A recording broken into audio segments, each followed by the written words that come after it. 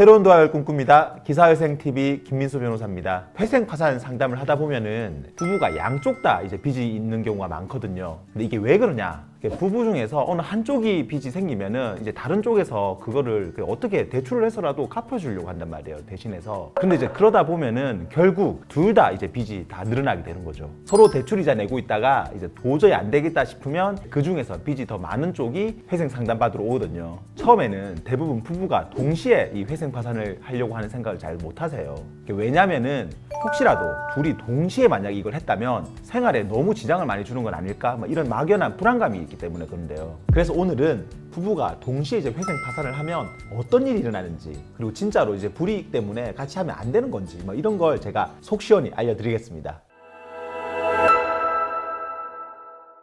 결론부터 말씀을 드리면 부부가 동시에 진행한다 해서 아무 문제 없습니다. 오히려 장점들이 더 많아요. 대표적인 장점을 제가 두 가지 말씀을 드릴게요. 먼저 첫 번째는 이제 동시에 진행을 하게 되면 남편하고 이제 와이프 둘 다 이제 이자 내는 거는 완전 다 없어지고 원금도 이제 상당 부분이 다 탕감이 되니까 한 방에 가게 전체의 부담이 줄어드는 거죠. 근데 만약에 남편만 회생을 하고 와이프는 회생을 안 한다. 이제 그런데 이제 와이프도 빚이 많다. 그러면은 이제 남편은 회생으로 통해 가지고 좀 숨통이 트이는데 이제 배우자는 여전히 이제 높은 이자 내다 보니까 결국 그쪽으로 이제 돈이 다 새 나간단 말이에요. 그렇게 되면은 남편이 회생이 통과가 되더라도 이제 와이프 빚 때문에 결국 가게 전체를 놓고 보면은 또 추가 대출을 받게 되거나 하는 그런 문제가 생길 수가 있습니다. 근데 이제 부부가 동시에 진행을 하면은 양쪽 다 이제 이자 내는 건 완전히 사라지고 원금도 조정이 되니까 한 방에 전체 가게 전체의 빚이 정리가 되는 거죠. 이제 결혼을 해서 배우자랑 이제 자녀가 있는 집 같은 경우에는 누구 한 명 빚 없앤다고 해서 그 가게 빚이 다 해결되는 게 아닙니다. 다른 가족들 빚까지 다 한꺼번에 정리를 싹 다 해야 그 집안이 온전히 이제 빚에서 벗어날 수가 있는 겁니다. 빚이라는 거는 마치 그냥 암세포 같아가지고 조금이라도 이제 뿌리를 남겨두면은 어느 순간 또 퍼지게 됩니다.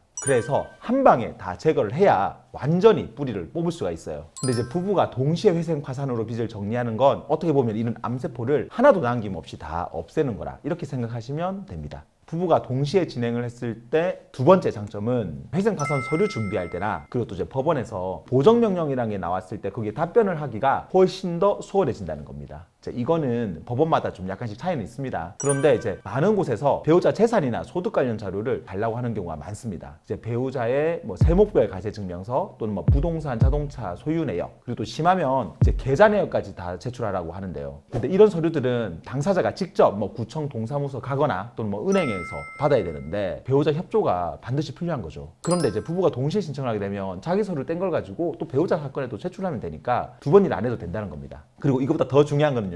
법원에서 배우자 재산이나 이제 부유한 가족 가지고 보정명령을 내릴 때 대응하기가 훨씬 더 수월하다는 건데요. 법원에서는 이제 배우자 재산 관련 자료를 제출하라고 한 다음에 그 재산이 있으면은 거기서 2분의 1 그만큼을 이제 내 재산으로 반영하라는 보정을 자주 합니다. 여기에 대해서 내가 기여도 주장을 하면서 나는 거기 전혀 아무 관여하지 않았다 이렇게 말을 해도 법원에서 이 이야기를 잘 안 받아줍니다. 무조건 2분의 1 반영해라 이렇게 말을 한단 말이에요. 그런데 만약에 부부가 동시에 회생 파산을 진행하게 되면은 배우자 재산 2분의 1 반영하라는 이 보정을 반박하기가 훨씬 더 쉬워져요. 왜냐면 부부가 각자 사건에서 자기 재산 전부를 다 청산 가치로 반영을 하고 있는데 여기에 또 상대방 재산의 2분의 1을 서로 크로스해서 반영해라고 하면은 양쪽 사건에서 재산이 중복 계산된다는 식으로 답변을 하면 된단 말이에요. 그러면은 법원도 이거 가지고는 크게 뭐라 안 하고 그냥 넘어갈 수가 있습니다. 어차피 배우자 재산은 거기 담당하는 재판부에서 다 조사하고 처리하니까 굳이 각자의 사건에서는 배우자 재산 조사를 심하게 할 필요가 없다 이런 거죠. 뿐만 아니라 이제 부부가 어느 한쪽만 회생 파산 신청을 하게 되면은 배우자 소속에 따라 가지고 이제 부양가족 인정이 온전히 안 될 수가 있어요. 그리고 또 배우자 명의로 임대차 계약을 체결했잖아요. 그러면 이럴 때는 보증금에서 보통 인정되는 최우선 변제금 공제를 잘 안 해줍니다. 그런데 부부 양쪽 다 만약에 신청을 했다. 그러면은 둘 중 하나에서는 무조건 부양가족 인정이 되고 그리고 또 최우선 변제금 공제도 어느 쪽에서든 한 군데서는 인정을 받으니까 아무래도 혼자 신청할 때보다는 더 유리합니다. 이제 부부가 동시에 신청했을 때 단점도 제가 말씀을 드릴게요. 이거는